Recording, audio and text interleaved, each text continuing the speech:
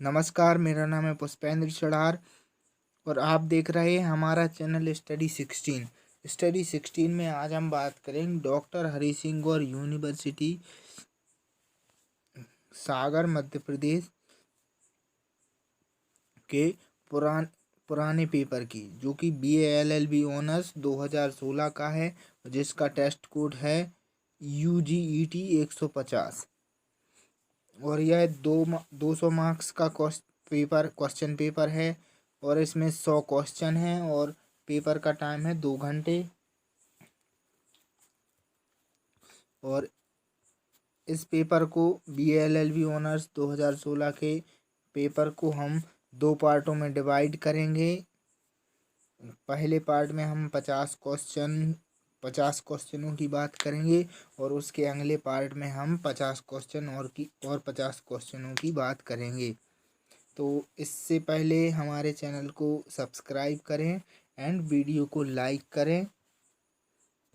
देखते हैं कि पहला प्रश्न क्या है। और हर पेपर पर ये ऐसा कोड दिया रहेगा, मतलब हर पेज पर UGET 150 हर पेज पर ऐसा कोड दिया रहेगा। किसने अर्थशास्त्र की दुर्लभता संबंधी परिभाषा दी है? Who has given scarcity definition of economics? Adam Smith, Marshall, Robbins, Robertson. तो इसका आंसर है रॉबिन्स। रॉबिन्स ने दुर्लभता संबंधी परिभाषा दी है। कौन सा सिद्धांत सामान्यतः व्यष्टि अर्थशास्त्र के अंतर्गत सम्मिलित है? कीमत सिद्धांत, आय सिद्धांत, रोजगार सिद्धांत। उपर्युक्त में से कोई नहीं। विच theory is generally include under micro economics? समष्टि अर्थशास्त्र का मतलब होता है माइक्रो इकोनॉमिक्स। तो इसका आंसर क्या है?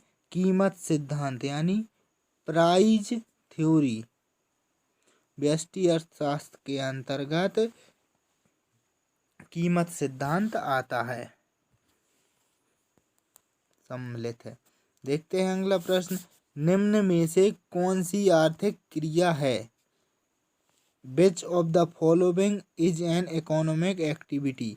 एक शिक्षक का विद्यालय में पढ़ाना, teaching of a teacher in the school.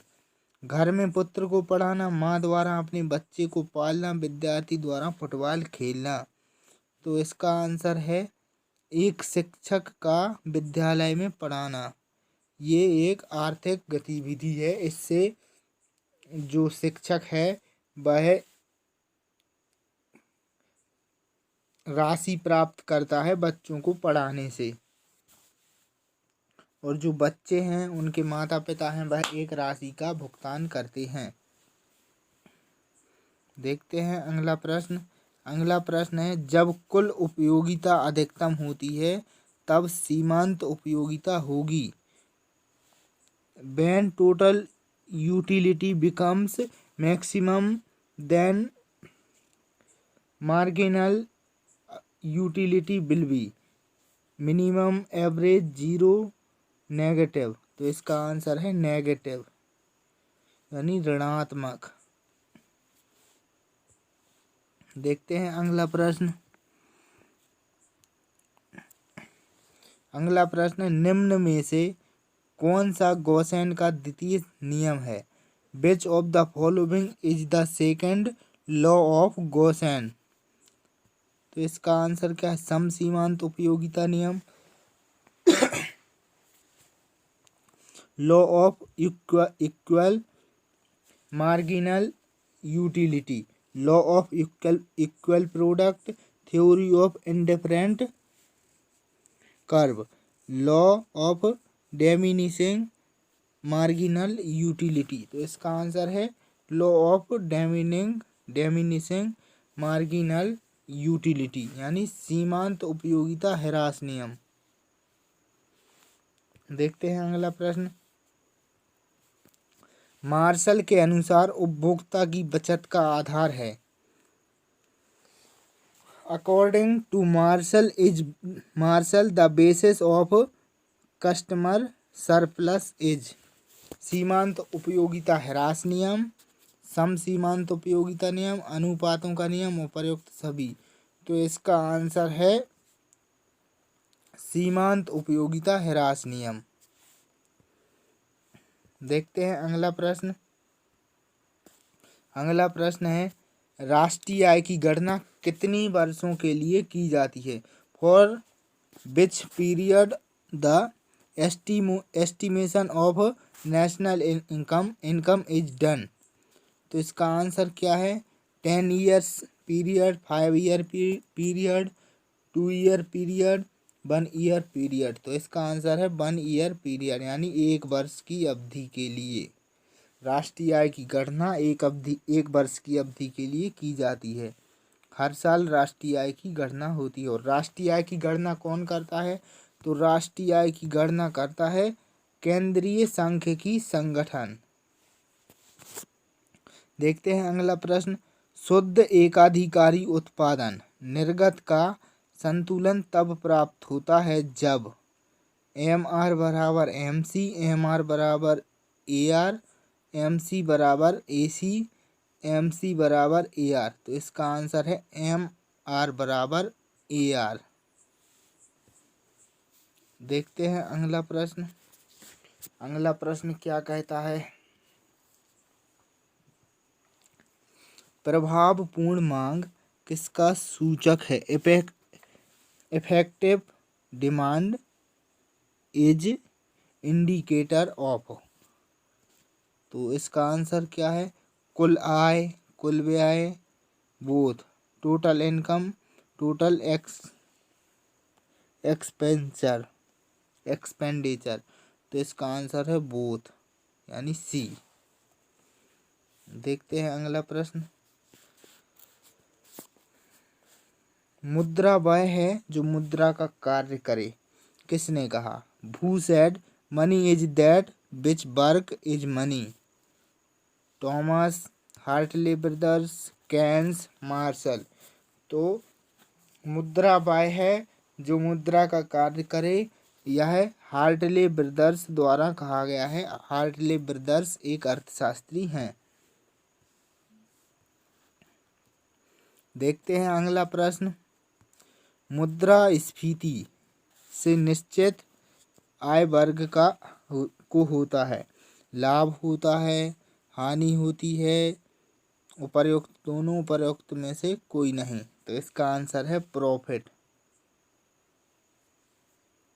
निश्चित आय वर्ग के लिए क्या होता है? लाभ होता है। देखते हैं अगला प्रश्न। समीकरण रूप में बचत को दर्शाता है। Saving is expressed in equation form.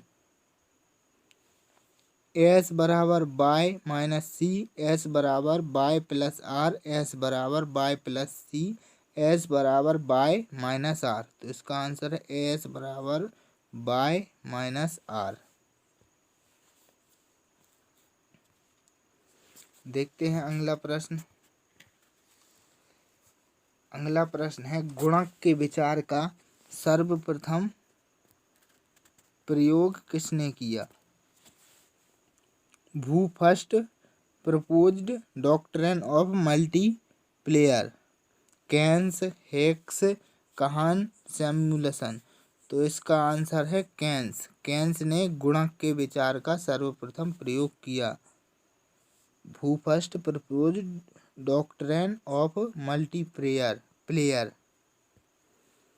देखते हैं अगला प्रश्न। पूर्ति स्वयं अपनी मांग उत्पन्न कर लेती है, यह कथन है। Supply creates its own demand, this statement is Keynes, J B Say, Pigou, martial. तो इसका आंसर है जेबी से।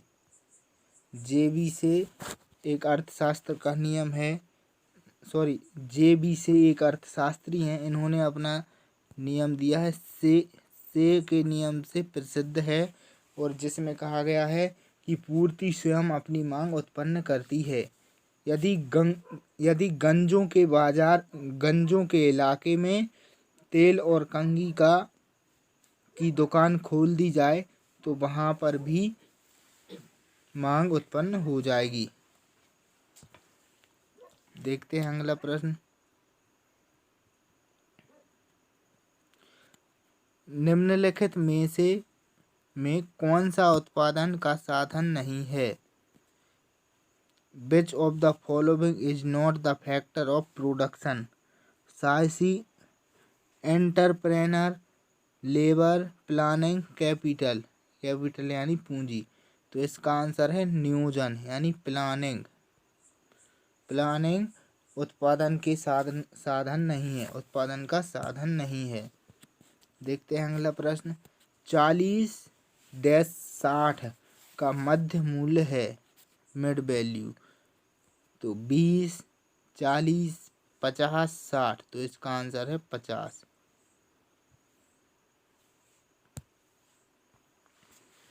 देखते हैं अगला प्रश्न। निम्नलिखित में कौन अप्रत्यक्ष कर है? Which one of the following is an indirect tax? Wealth tax, excise duty, income tax, none of these। तो इसका आंसर है उत्पाद शुल्क यानी एक्साइज ड्यूटी। देखते हैं अगला प्रश्न। Who is known as the father of economics? अर्थशास्त्र के जनक के रूप में कौन माने जाते हैं? Adam Smith, Chanakya, Keynes, Marshall. तो इसका आंसर है चाणक्य। चाणक्य को अर्थशास्त्र का जनक कहा जाता है। चाणक्य चंद्रगुप्त मौर्य के प्रधानमंत्री थे और इनको विष्णुगुप्त कौटिल्य के नाम से भी जानते हैं। देखते हैं अगला प्रश्न। अगला प्रश्न है यह पेपर 2016 का है। Who is the finance minister of India? N.K. Modi, Arun Jaitley, Amit Shah, Rajnath Singh. तो इसका आंसर है अरुण जेटली। 2016 में अरुण जेटली भारत के प्रधानमंत्री थे। प्रधानमंत्री नहीं, फाइनेंस मिनिस्टर थे। और अभी वर्तमान में फाइनेंस मिनिस्टर कौन है? तो वर्तमान में है निर्मला सीतारमण।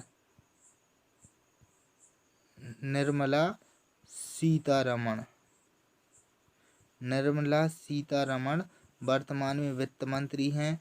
वहीं रक्षा मंत्री राजनाथ सिंह हैं और अमित शाह गृह मंत्री हैं और नरेंद्र भाई मोदी प्रधानमंत्री हैं। रामनाथ कोविंद राष्ट्रपति हैं। एम वेंकैया नायडू उपराष्ट्रपति हैं। देखते हैं अगला प्रश्न। सहसंबंध गुणांक का निम्नतम मूल्य है? -1, 0, +1, 0.5। तो इसका आंसर है -0.1। देखते हैं अगला प्रश्न। अगला प्रश्न यह भूगोल से संबंधित है। सीता नदी वन्यजीव अभयारण्य अब स्थित है? Sita Nadi wildlife sanctuary is located in Chhattisgarh, Madhya Pradesh, Karnataka, Maharashtra. तो इसका आंसर है छत्तीसगढ़। छत्तीसगढ़ सन 2000 में मध्य प्रदेश से अलग होकर राज्य बना था। कब? 1 नवंबर को। 1 नवंबर को छत्तीसगढ़ राज्य बना था। और इसके पहले मुख्यमंत्री कौन थे?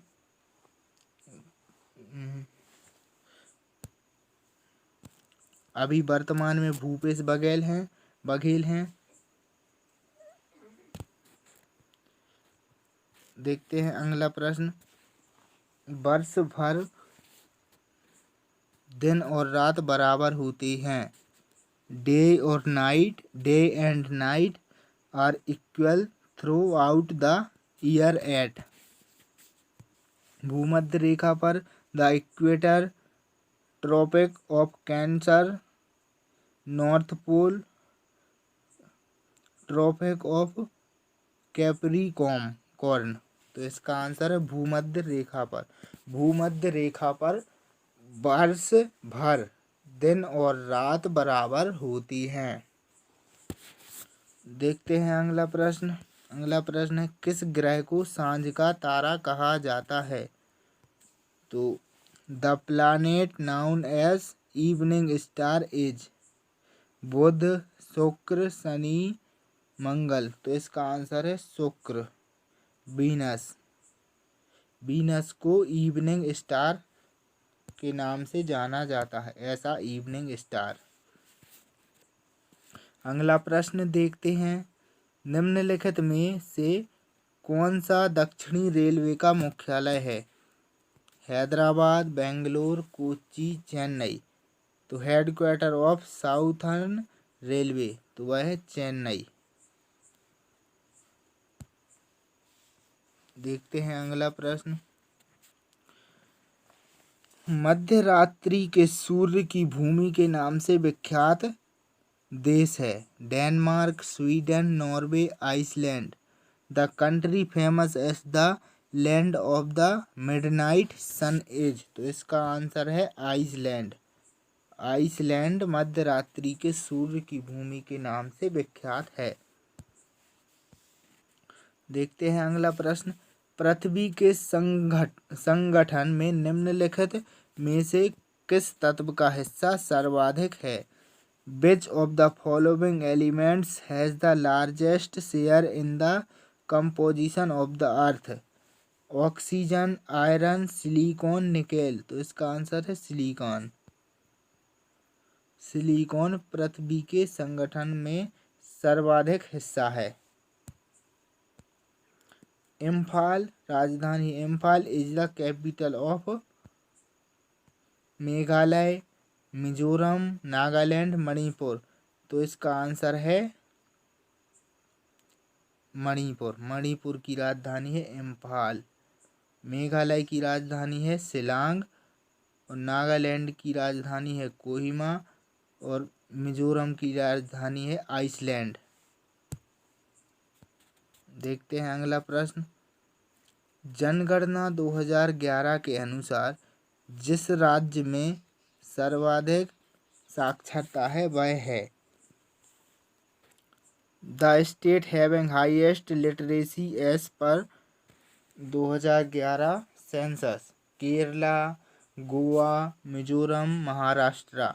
तो इसका आंसर है केरल। केरल में 96% साक्षरता है। देखते हैं अगला प्रश्न। अगला प्रश्न है, निम्नलिखित में से कौन सी प्रधान मध्यांतर रेखा है? Which of the following is prime meridian? 0 degree देशांतर, 180 डिग्री देशांतर, 90 डिग्री पूर्वी देशांतर, 90 डिग्री पश्चिमी देशांतर। तो इसका आंसर है 0 डिग्री देशांतर। 0 डिग्री देशांतर प्रधान मध्यांतर रेखा है।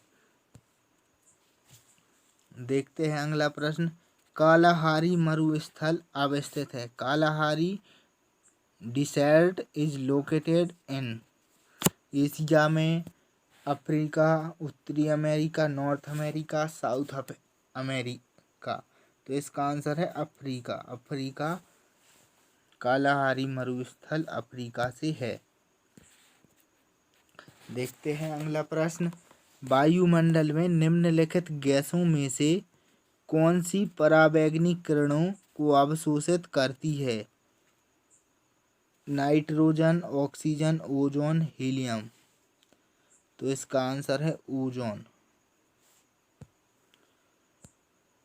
देखते हैं अगला प्रश्न, निम्नलिखित में से किस राज्य की उत्तर प्रदेश के साथ सीमा नहीं है? तो इसका आंसर क्या होगा? राजस्थान, छत्तीसगढ़, झारखंड, पंजाब। तो इसका आंसर है पंजाब। पंजाब की सीमा उत्तर प्रदेश से नहीं झुकी हुई है। भारत के 8 दूसरे राज्यों की सीमा उत्तर प्रदेश से जुड़ी हुई है। देखते हैं अगला प्रश्न। यह वह मिट्टी जो भारत में सबसे ज्यादा क्षेत्र में फैली है वह है। The soil which covers the largest area in India. जलोढ़ मिट्टी यानी alluvial soil, red, black, laterite. तो इसका आंसर है जलोढ़ मिट्टी। देखते हैं अगला प्रश्न। अगला प्रश्न है निम्नलिखित में से कौन सा सबसे बड़ा वृत्त है। भूमध्य रेखा, इक्वेटर 23.5 डिग्री उत्तरी अक्षांश रेखा, 23.5 डिग्री दक्षिणी अक्षांश रेखा, 66.5 डिग्री दक्षिण अक्षांश रेखा। तो इसका आंसर है भूमध्य रेखा। भूमध्य रेखा सबसे बड़ा वृत्त है। दुनिया का सबसे घनी आबादी वाला क्षेत्र है। The most densely populated region of the world is. दुनिया का सबसे घनी आबादी वाला क्षेत्र है। लैटिन अमेरिका, दक्षिणी एशिया, दक्षिणी पश्चिमी एशिया, पूर्वी यूरोप। तो इसका आंसर है दक्षिणी पश्चिमी एशिया, क्योंकि भारत और चीन और पाकिस्तान, बांग्लादेश यहाँ पर विश्व की सबसे ज़्यादा जनसंख्या है। चीन में 2 अरब के समथिंग जनसंख्या है और वहीं भारत में 135 करोड़ के समथिंग जनसंख्या है और पाकिस्तान में 15 करोड़ की समथिंग जनसंख्या है। देखते हैं अगला प्रश्न। The biggest fresh water lake of the world is. विश्व की मीठे पानी की सबसे बड़ी झील। Baikal, Victoria, Michigan, superior. तो इसका आंसर है सुपीरियर। विश्व के मीठे पानी की सबसे बड़ी झील सुपीरियर है।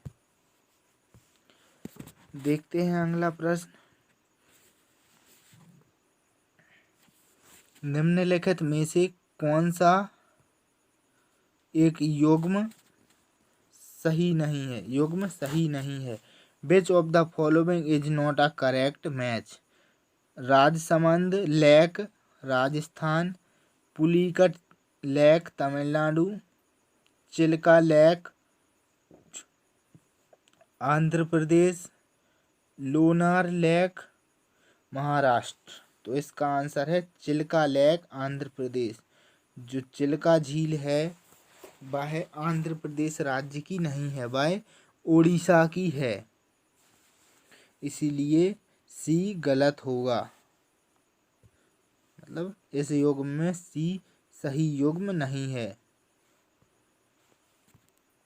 निम्नलिखित में से कौन सा ग्रह सूर्य के चारों ओर एक परिक्रमण पूरा करने में सर्वाधिक समय लेता है। तो इसका आंसर क्या होगा। वरुण, अरुण, शनि, बृहस्पति। तो इसका आंसर है बृहस्पति, जुपिटर। यह सूर्य की परिक्रमा करने में सबसे अधिक समय लेता है। नेक्स्ट क्वेश्चन देखते हैं। महामारी के महासागरों के क्षेत्रफल के घटते क्रम में निम्नलिखित में से कौन सा अनुक्रम सही है। Which of the following is the correct sequence of ocean in decreasing of their areas. Prashant Mahasagar, Hind, Atlantic, Arctic. इनमें से सबसे बड़ा, फिर छोटा, फिर छोटा, फिर छोटा, ऐसा करना है। तो इसका आंसर है बी, प्रशांत महासागर सबसे बड़ा महासागर है, उसके बाद अटलांटिक, उसके बाद हिंद, और सबसे छोटा महासागर है अंटार्कटिक। ठीक है, देखते हैं अगला प्रश्न। निम्नलिखित में से कौन सा राज्य नवंबर दिसंबर में सर्वाधिक वर्षा प्राप्त करता है? तो इसका आंसर है तमिलनाडु, पश्चिम बंगाल, मेघालय, उड़ीसा। तो इसका आंसर है मेघालय। मेघालय में ही मासन राम है, मासन राम। ठीक है,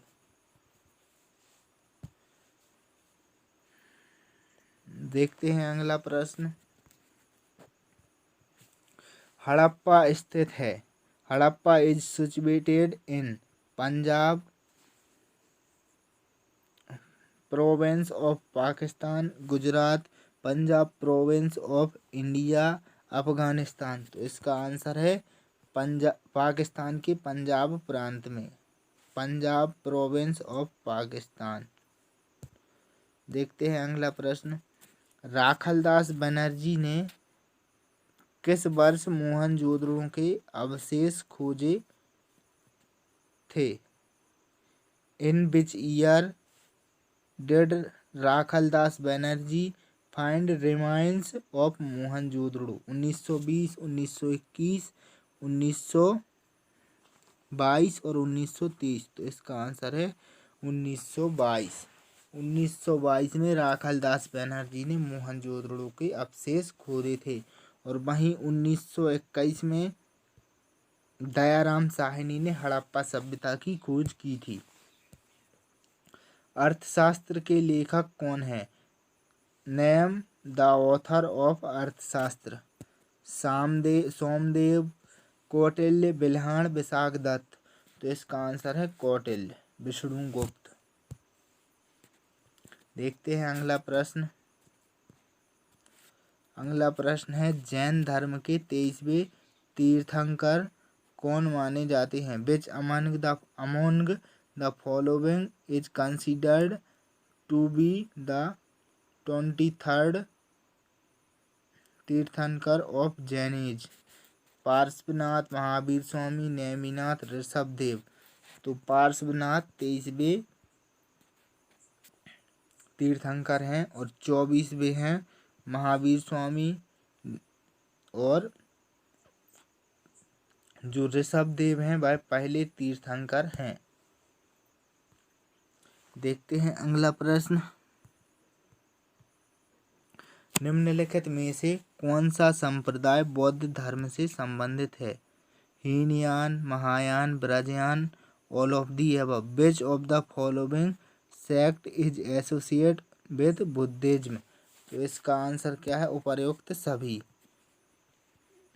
हीनयान, महायान, ब्रजयान, यह तीनों बौद्ध धर्म से संबंधित संप्रदाय हैं। नेक्स्ट क्वेश्चन देखते हैं। सम्राट अशोक महान किस राजवंश से संबंधित हैं?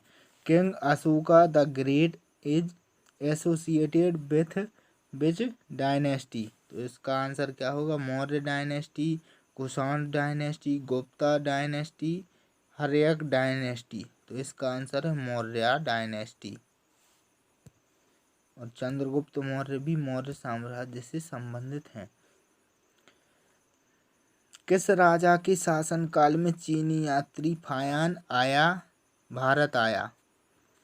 तो in the region of which king Chinese traveller Fahien come to India? Samudragupta, Ashok, Chandragupta द्वितीय, कनिष्क। तो आया था चंद्रगुप्त द्वितीय विक्रमादित्य के टाइम पर, चंद्रगुप्त द्वितीय विक्रमादित्य। अगला प्रश्न देखते हैं। निम्न में से कौन प्राचीन भारतीय गणितज्ञ था? Who among the following was the mathematician of ancient India? Aryabhatta, Brahmagupta, Bhaskaracharya, उपर्युक्त सभी। तो इसका आंसर है उपर्युक्त सभी। देखते हैं अगला प्रश्न। निम्न में से कौन सा युद्ध पृथ्वीराज चौहान एवं मोहम्मद गौरी के मध्य लड़ा गया? हल्दी घाटी का युद्ध, तराइन का युद्ध, पानीपत का युद्ध, बक्सर का युद्ध। तो तराइन का युद्ध 1191, 1192, 1193, 1194, ये 4-5 युद्ध लड़े गए थे और पृथ्वीराज चौहान और मोहम्मद गौरी के बीच में। पृथ्वीराज चौहान और मोहम्मद गौरी के बीच में कुल कितने युद्ध लड़े गए? तो कुल 17 युद्ध लड़े गए थे। देखते हैं अगला प्रश्न। निम्न में से किस शासक ने बाजार नियंत्रण व्यवस्था लागू की? Which of the following ruler adopted the market control system? Alauddin Khilji, Iltutmish, Qutbuddin Aibak, Balban. तो इसका आंसर है अलाउद्दीन खिलजी। इस पार्ट में हमने 50 प्रश्न डिस्कस कर लिए हैं और अगले पार्ट में हम BA LLB ऑनर्स 2016 के एंट्रेंस पेपर के 50 क्वेश्चनों की बात करेंगे। वीडियो देखने के लिए धन्यवाद। हमारे चैनल को सब्सक्राइब करें एंड वीडियो को लाइक करें।